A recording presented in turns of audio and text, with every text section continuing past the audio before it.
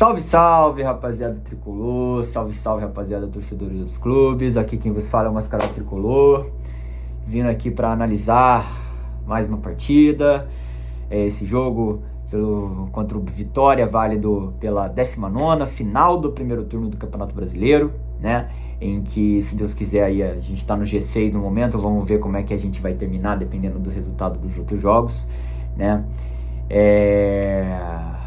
E a gente consegue hoje 5 vitórias consecutivas. Chegamos à marca de 5 vitórias consecutivas no Campeonato Brasileiro, né? Não estou contando com a eliminação para o Atlético Paranaense. Mas 5 vitórias consecutivas no Campeonato Brasileiro, coisa que não acontecia desde 2019, pelo que é falado na transmissão. E desde 2019, sendo que de 2019 para cá são 6 anos, porra, né? 6 anos em que a gente teve vários outros treinadores, né? A gente teve o Ceni 2 vezes, a gente já teve o Crespo, a gente já teve o Diniz, a gente teve o Zubeldia, né? Tem Dorival, tantos treinadores, e a gente demorou 6 anos para conseguir isso, né? Então, isso é bom para a gente continuar evoluindo, para o time ganhar confiança e principalmente para dar uma resposta com vitória depois da eliminação sofrida e dolorida que foi a de quarta-feira.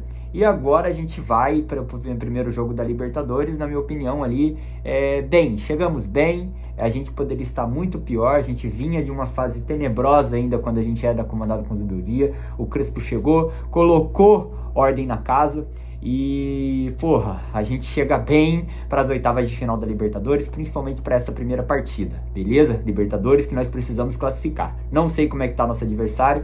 As últimas notícias que eu ouvi do Atlético Nacional é que eles estavam mal, mas eu não sei como é que está nesse momento para essa partida. Até porque o futebol, para você ir de mal para bem, basta 2 partidas, 2 vitórias, 2 jogos bem jogados, né? A gente sabe que o futebol ele é muito dinâmico, né?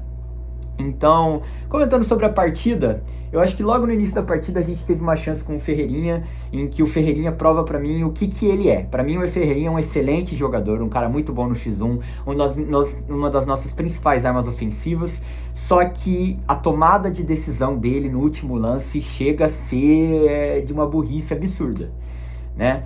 Ferreirinha, diversos lances que ele tá ali pra definir uma jogada, pra dar um último passe, pra finalizar, ele peca demais, né?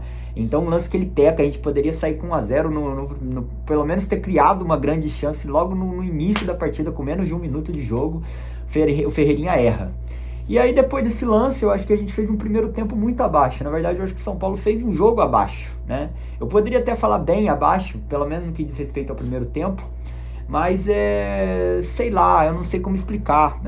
Obviamente a gente mereceu vencer, né? O Vitória não chegou, o Rafael não fez nenhuma defesa, o Vitória não teve nenhuma grande chance, mas parecia que o Vitória ficava muito tempo com a bola no pé. E parece que se fosse algum time com um pouco mais de qualidade, que não o Vitória, que errou demais também fez uma péssima partida, se fosse um time com mais qualidade, com um pouco mais de qualidade, a gente poderia sofrer. Então o São Paulo deixou o Vitória muito tempo com a bola no pé. Eu nem sei quanto é que foi a posse da partida, né? Principalmente no primeiro tempo. Não sei quanto é que foi a porcentagem de posse de bola para cada time, mas eu acho que o São Paulo deixou o Vitória ficar muito com a bola no pé. Para mim é isso, né? E quando a gente consegue, né, colocar a bola no chão, né? Principalmente quando os volantes, que são o coração desse time, Bobadilla e Marcos Antônio, o coração desse São Paulo, quando esses caras sobem para o ataque, participam da triangulação, quando esses caras pisam na área, a gente consegue criar, né? Quando esses caras aproximam, quando tem uma aproximação de Ferreirinha com Rodriguinho, com Bobadilla entrando dentro da área, Ferreirinha com Marcos Antônio, a gente consegue criar, e isso é muito positivo, coisa que a gente não conseguia ver antes.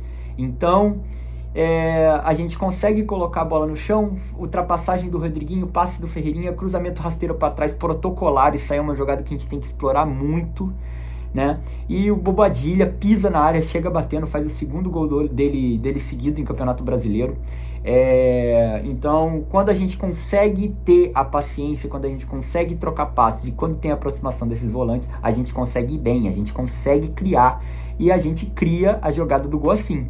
Logo na sequência, a gente chega assim, e muito parecido novamente. cruzamento para trás ali, o Rodriguinho chega batendo e, pô, perde o gol, cara. Era o 2-0 logo no primeiro tempo, não pode perder esse gol. Esse time tem que começar a treinar esse tipo de finalização muito mais, né? Então o Rodriguinho tem a chance de fazer o 2-0 ali, ele tá na entrada da área, é um jogador profissional de futebol, ele tem qualidade, ele isola a bola, né? Pega mal, isola a bola. Mas tudo bem. Aí eu acho que o Vitória conseguiu dar uma assustada, né, com os escanteios. Como eu falei, o São Paulo deixou o Vitória muito com a bola no pé, isso me assustou bastante. O Vitória chegou com escanteio, né?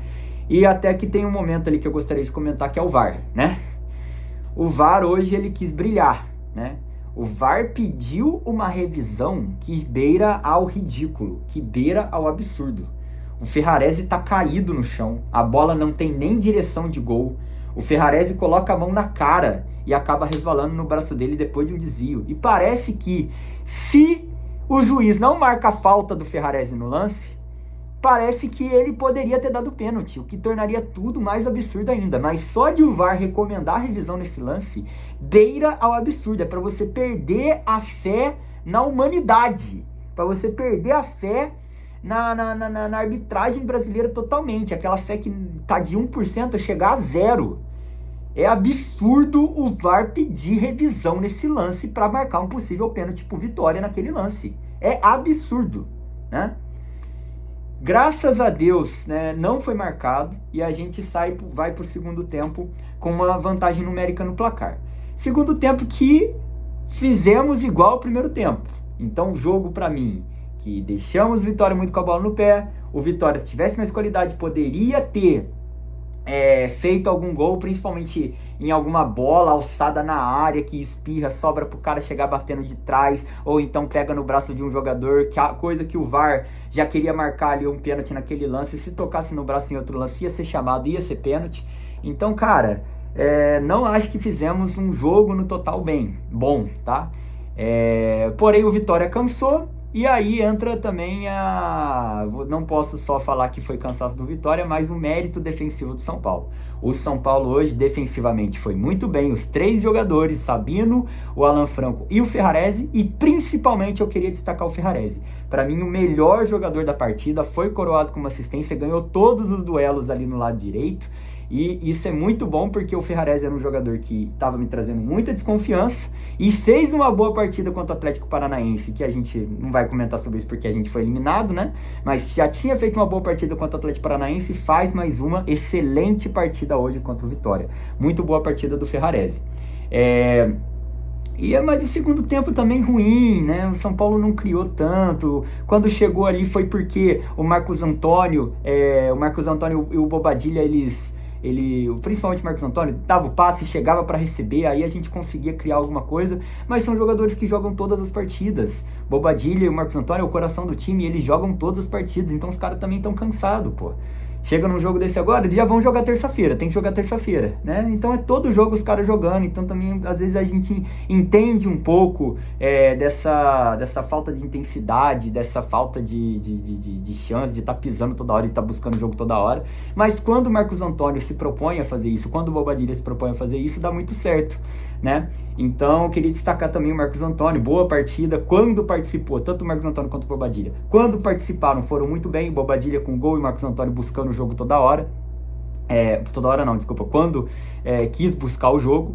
Então, para mim, os 3 que eu tenho para definir aí como os bons jogadores da partida, né? O Ferraresi disparado, depois o Marcos Antônio e o Bobadilla também, até pelo gol, né?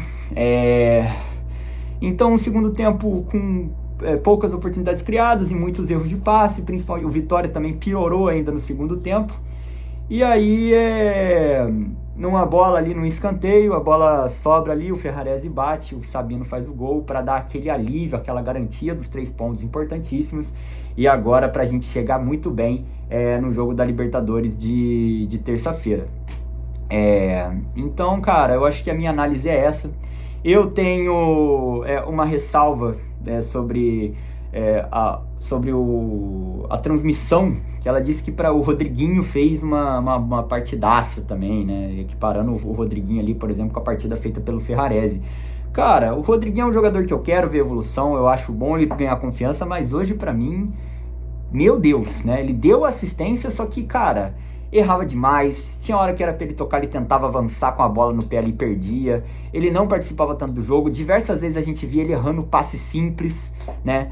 Tentando tocar de primeira e errando passe, ou errando um domínio. Cara, hoje pra mim o Rodriguinho, que foi classificado aí como um dos melhores da partida pelo Globo Esporte, pra mim fez uma partida abaixo. E aí eu quero ver a opinião de vocês aí nos comentários. Eu quero que o Rodriguinho ganhe confiança, porque eu acho que ele é um bom jogador, mas essa partida de hoje, pra mim, não dá pra classificar o Rodriguinho como tendo feito uma boa partida, né? E restante para comentar, eu acho que o mais importante é os 3 pontos, o mais importante é que a gente não deixou o Vitória jogar, não deixou o Vitória finalizar, e a gente cria a jogada do primeiro gol, cria outras jogadas depois ali que, nesse mesmo protocolo, né, ultrapassagem de um lateral, ou então de um volante, ou então de um meia, cruzando rasteiro para trás. O Lucas é um ponto muito positivo também que jogou esse jogo, né, volta do Lucas. Espero que ele esteja logo aí 100% para estar jogando todo o jogo, para ser titular. Principalmente eu acho que o Lucas pode ser titular, inclusive no lugar do Rodriguinho ali, a gente jogar com o Lucas Armando, o Ferreirinha e o André Silva ou o Luciano na frente. Eu acho que é muito positivo também a gente ver esse retorno do Lucas, né? E infelizmente a gente também vê que o Arboleda vai ficar 4 meses no DN, né? 4 semanas pelo menos no departamento médico. E isso daí é algo preocupante, porque a gente joga num esquema de 3 zagueiros e a gente só tem 4 zagueiros no elenco. E até agora nada do Luiz Gustavo voltar para poder jogar improvisado na zaga e nada da gente trazer um novo zagueiro. Se ficar jogando final de semana, meio de semana, final de semana, meio de semana, vai acontecer isso que aconteceu com o Arboleda. Esses caras vão quebrar. E aí a gente vai ter mais dificuldade, né?